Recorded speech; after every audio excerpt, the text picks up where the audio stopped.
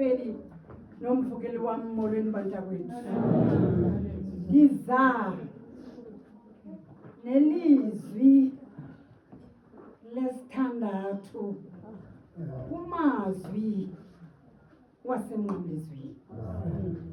Siyawufumana ke eli lizwi kwincwadi kaYohane isahluko 19 umqolo wona ngama-30 akananto. Xa ngoko uYesu wayebamkela ivinika wathi ugqityiwe, wayithoba intloko, wawunikela umphefumlo. Wena thawe,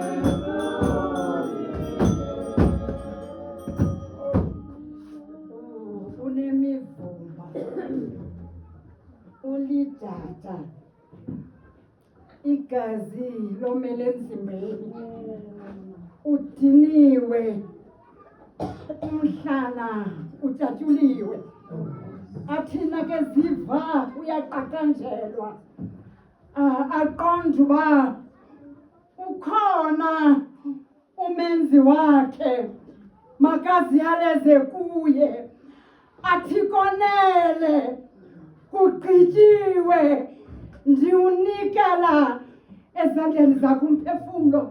Uyayithoba intloko, uyaphuma umoya.